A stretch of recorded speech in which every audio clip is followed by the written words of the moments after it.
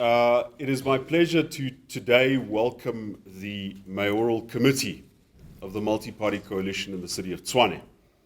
As you know, this is not a MACO of a single party. This is a MACO of various parties, and so the leaders of various parties have been consulted in bringing together a team to do some very urgent work in the city of Tshwane to build a capital city that works for all of its people. We are drawing on a broad set of talents, and immediately after this press conference, we will be going into a session on the adjustments budget, and that's why we're standing and not sitting. And I hope that all future press conferences will be standing ones. It also makes it easy if there are any questions, so we don't have to play musical chairs. So I want to thank the members of the media for honoring our invite.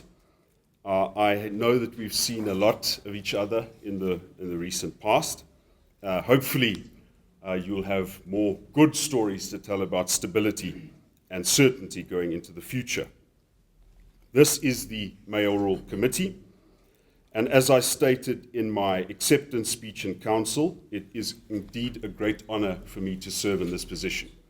No matter what has happened in our politics, no matter what the differences are, no matter the losses and the wins and the delays and the instability, we are here, and it is an honor to serve in this office. We all respect the Constitution, and we want to serve the people of Tshwane through these offices. So, the key priorities that we will be attending to, of course, come from the coalition manifesto of the city.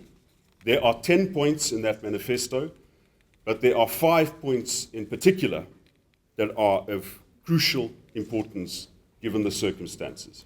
The first is we have to get control of the finances of the city.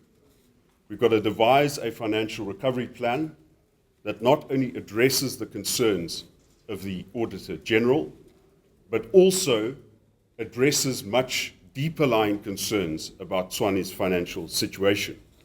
We have to reduce the number of unscheduled power outages and make the city less dependent on Eskom. We're going to improve basic services, so even as there are certain cuts that are inevitable, we have to make sure that those cuts don't affect the fundamentals of local government, because then we lose the trust of our people. We've got a secure infrastructure against theft and vandalism. Load shedding has done tremendous damage to our service infrastructure. It has prolonged power outages. It has created opportunities for vandals, for criminals to hit our infrastructure on a scheduled basis. And lastly, it is crucial for us to instill a culture of professionalism in the city. And for that, we need a performance management system. In fact, that's one of the issues flagged by the AG to say, because your data environment is poor, because you don't have accurate information, you can't do performance management. And so it is time to get that in place. Otherwise, the city will not be able to address not just the concerns of the Auditor General, but to get productivity and value for money for what people pay in rates, tariffs, and charges. Obviously, as we succeed in achieving these objectives, and the most important one I have to emphasize is getting a control of the financial situation of the city. That is the door that unlocks all further progress. But as we achieve progress on these 5 core objectives, we can then look at the broader objectives in the manifesto of the coalition. So here are the men and women of the city of Tshwane and the multi-party coalition and the portfolios which they will occupy. As I mention their names, I would just ask them to raise their hands so that folks know who they are. Some of them are new, some of them already have experience in the Mayoral Committee. Firstly, the MMC for Corporate and Shared Services will be Kingsley Wakeland. The MMC for Economic Development and Spatial Planning will be Alderman Hannes Coetzee.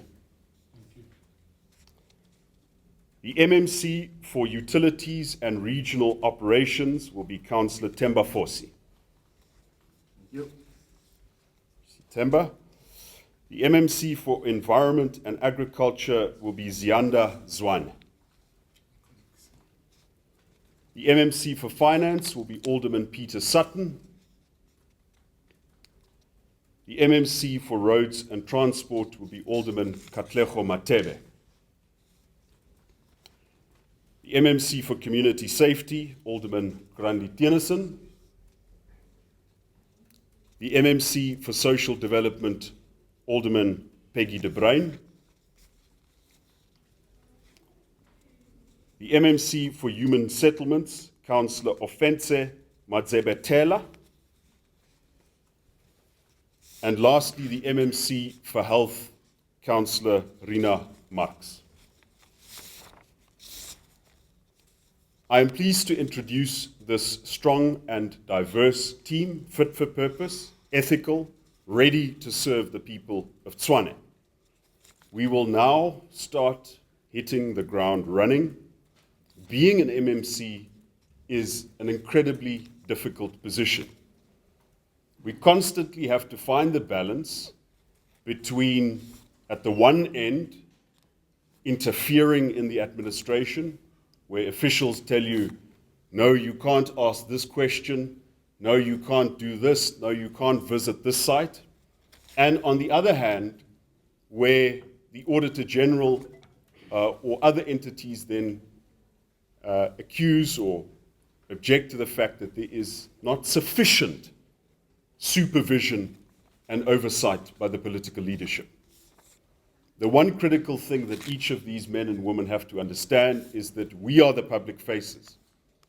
So very often the core decisions are made, the core operational decisions are made by officials, but it is the politicians that are held to account. And so it's very important that each of these men and women maintain a high ethical standard. I've said to them this morning, the rule of thumb is don't say or write anything that you don't want to appear on the front page of the Sunday Times or Rapport. To me, that's always a good rule of thumb, but there will be difficult times ahead. There will be instances where officials would be resistant to implementing the policy and the strategy of the political leadership, and where we will have to have difficult conversations.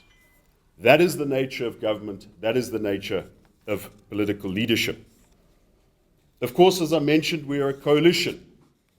So we'll also have differences of personality and differences of emphasis when it comes to policy. The good thing, I think, is that we've had one heck of a team building session this past month. So whatever small differences we might have had, we now have a good appreciation for the big differences that need to be overcome in order to keep that promise and to show the rest of the country that coalitions can in fact work and that there is life after one-party dominance. In fact, life that is far better than under one-party dominance. We've got extremely tight deadlines when it comes to the budget and the adjustments budget. As I mentioned, as soon as we're done here answering some questions, we're going into budget sessions, and we're going to get straight to work.